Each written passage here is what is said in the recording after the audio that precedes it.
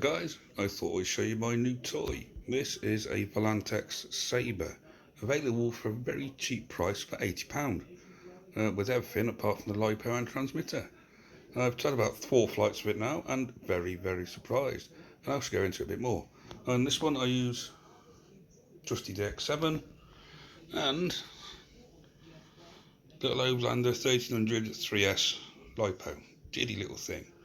Now on this thing you won't be able to get a much bigger battery in. It's tight, very tight. The battery goes right up front as far as it can go. It's got 30 amp ESC and I use a tiny little 4-channel Spectrum 2.4 gig receiver. You won't be able to get much else in there. Now as for flying, it's a bit of an odd one. You can either fly it as a scale-esque aircraft, a pattern ship, or 3D. It does everything.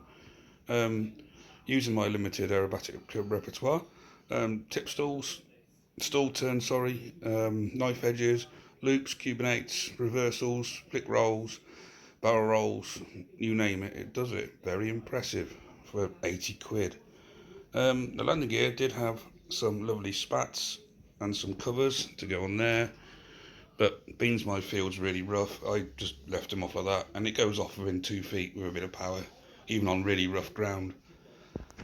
The few type of stickers I added, because one thing with this kit, it does come with some lovely looking stickers, but they are terrible. We've actually had 2 of these.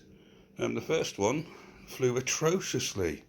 It was really tail heavy. The battery was in the same place as this one, but it flew awful, very tail heavy, and it ended up being stripped for spares because it was rubbish.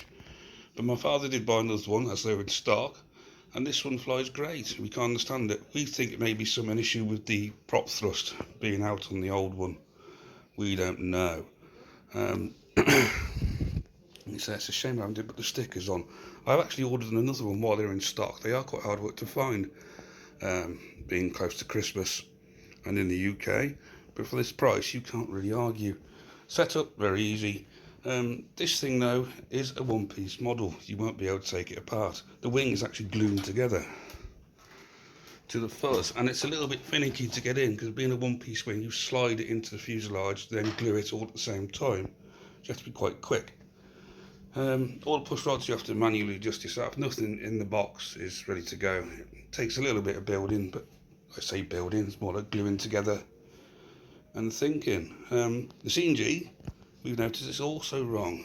Notice our third of the wing CNG point there, and also the CNG mark there.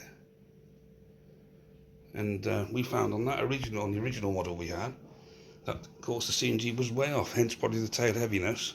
We did try it with a new third of the wing CNG position, but it was still almost unflyable. But this one, it's one of my favourites, one of my favourite models, and for the price, like I keep saying, you can't really beat it. Battery lasts about 6 minutes with a fair bit of power use on such a tiny little LiPo.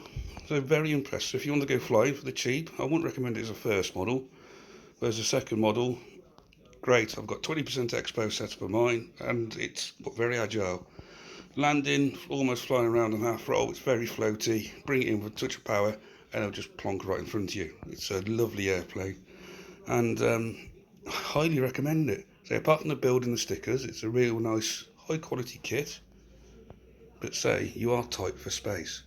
So there we go guys, I hope you enjoyed this video and consider liking and subscribing, and I might have a few more to show soon. I might even do a build video of the new one when it arrives. So kind regards guys, thanks again. If I don't speak to you in time, happy Christmas. Bye bye guys.